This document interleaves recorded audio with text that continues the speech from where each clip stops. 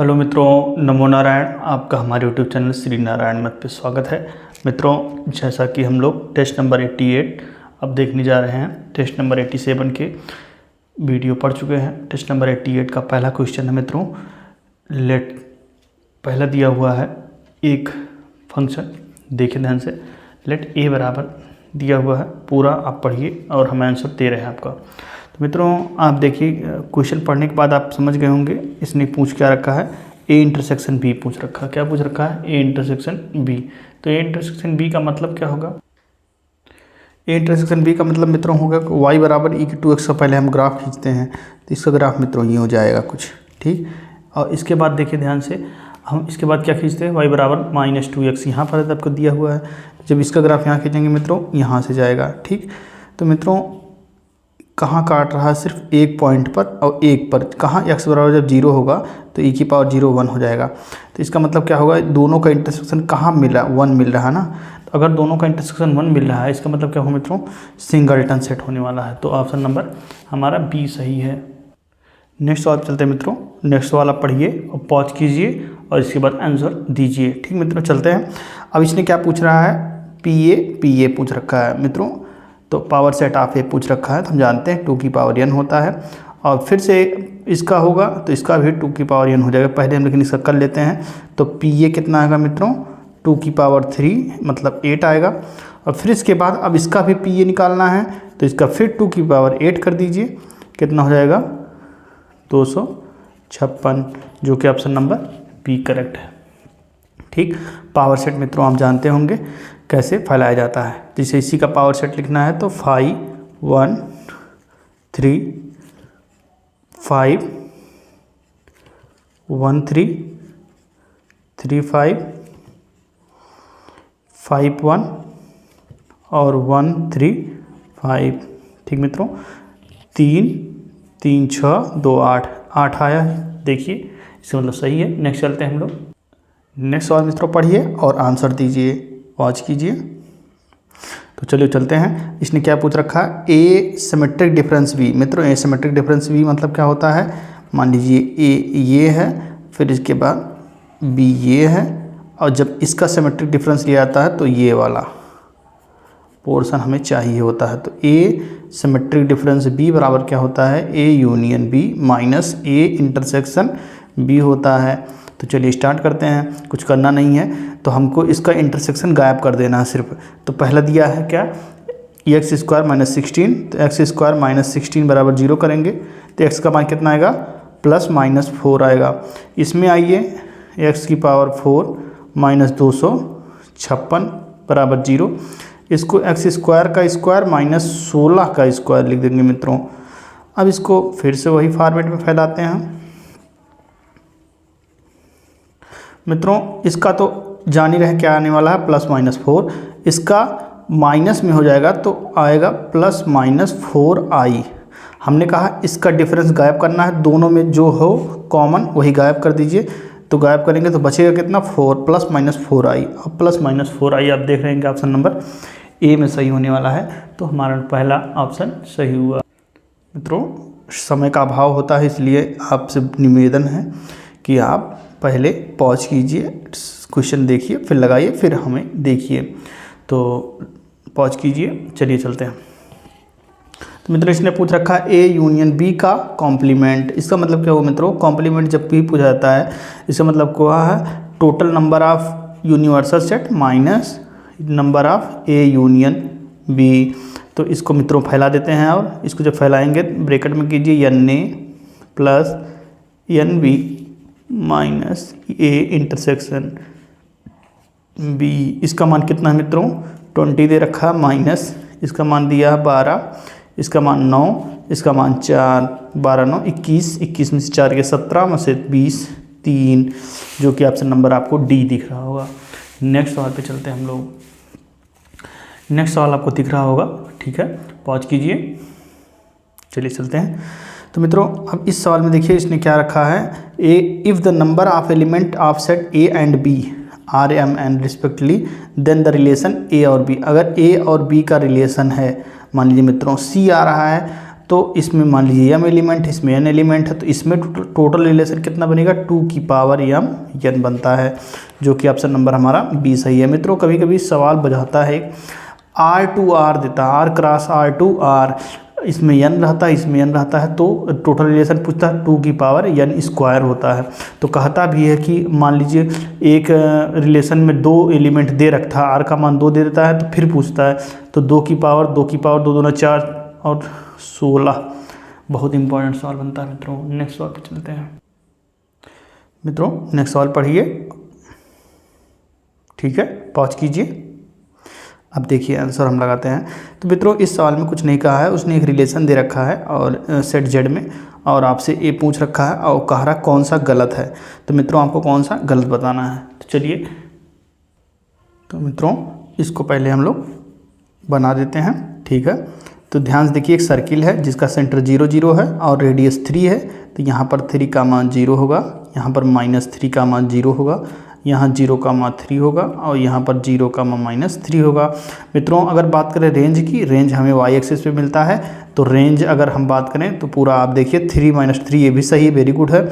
Domain range ये वाला है मित्रों, दिख रहा होगा ये सही है, और डोमेन यहाँ से यहाँ के बीच में ये भी सही हुआ है, और रिलेशन जो दे रहा है ये भी सही है। 0 रखने पर 3 आएगा, 0 रखने -3 भी आएगा, 3 पे 0 आएगा, -3 पे 0 आएगा, ये भी सही है। इसका मतलब नन ऑफ दिस, कोई भी इसमें से गलत नहीं है।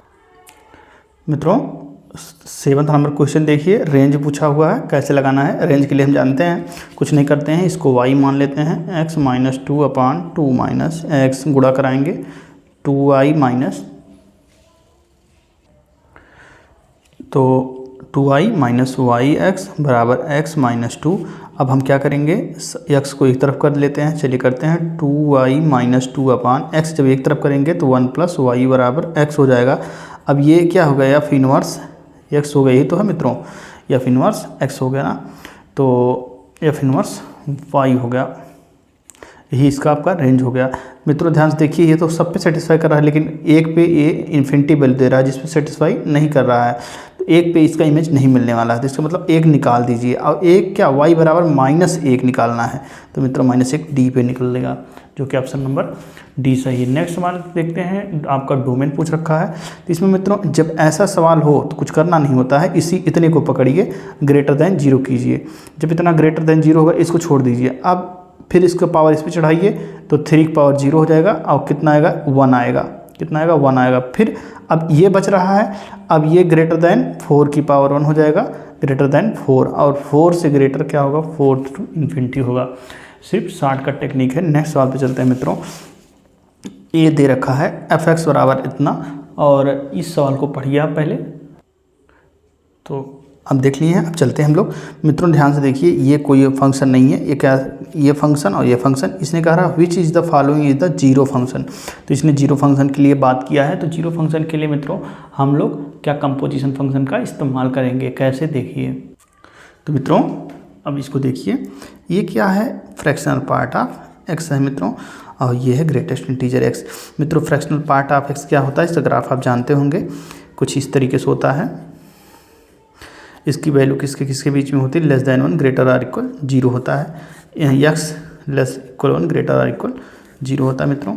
तो मित्रों ये फ्रैक्शनल पार्ट ऑफ x है। मित्रों ये 0 कब होगा, फ्रैक्शनल पार्ट 0 1 के बीच में होता है। अगर इसको ग्रेटेस्ट इंटीजर x के अंदर डाल दिया जाए तो ये 0 ऑलरेडी डाल देगा। इसका मतलब ये फंक्शन इस तरीके से होना चाहिए था, f(o)g(x) फंक्शन ऑफ इस तरीके से, जबकि इसमें जोड़ा है, इसमें गुणा किया, इसमें घटाया है, ऐसा नहीं हो सकता है। तो डी नना दीज होगा, जो कि ऑप्शन नंबर डी सही है। नेक्स्ट चलते हैं हम लोग। मित्रों इस सवाल को देखिए आप, इसमें क्या कहा रहा है, find the radian major, radian में इनको बदलना है। चलिए बदलते हैं। हम जानते हैं 1 डिग्री बराबर क्या होता है, π/180 होता है रेडियन, तो बस 25 से गुणा कर डाल दीजिए तो आपका ये ऑप्शन आएगा। लेकिन इस वाले को देखिए -47 डिग्री 30 मिनट। एक चीज़ जान लीजिए, एक अंश में 60 मिनट होता है और 1 मिनट में 60 सेकेंड होता है मित्रों। तो जब इसको करेंगे तो -47.50 हो जाएगा। बस इसी में कुछ करना नहीं है, आपको 180 करा कर देंगे, गुणा कराएंगे, जो कि ऑप्शन नंबर ए सही होने वाला है। गुणा भाग कर लेंगे, आगे चलते हैं हम लोग। मित्रों नेक्स्ट सवाल देखिए, द एसेंट्रिसिटी ऑफ कोनिक्स, एक आपका कोनिक्स दे रखा है और मित्रों एक मिनट मित्रों क्वेश्चन नंबर 12 देखना था, 11 देखना था हमको। क्वेश्चन नंबर 11 क्या करा, find the value of 2 cos 45 degree and sin 15 degree. तो मित्रों इसमें कुछ करना नहीं था, तो cos 45 का मान जानते हैं आप 1/√, बोलिए 2 होता है, और sin 15 का मान क्या होता है √3 - 1/2 होता है। बस मित्रों इसको सॉल्व करेंगे तो ऑप्शन नंबर सी आपका करेक्ट होने जा रहा है। नेक्स्ट सवाल देखते हैं हम लोग। नेक्स्ट सवाल करता है tan अल्फा बराबर इतना दिया है, तो अल्फा प्लस बीटा पूछ रखा है। तो मित्रों बहुत आसान होता है इससे सवाल, क्या करना है अल्फा प्लस बीटा करना है, बराबर क्या होगा tan alpha plus tan beta अपान 1 minus tan alpha tan beta.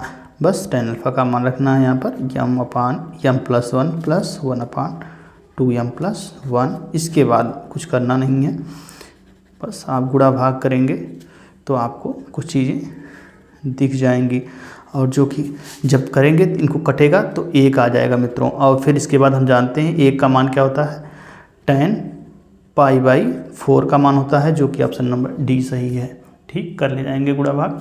Next चलते हैं हम लोग मित्रों 13 नंबर सवाल देखिए आप, आई का पावर गिनिए, 3 यहाँ है, 4 5 है, तो आई का पावर 4 1 होता है, एक आई छोड़ देगा। ठीक, तो हम पहले से कर देते हैं, एक आई छोड़ दे, निगेटिव नहीं आने वाला है।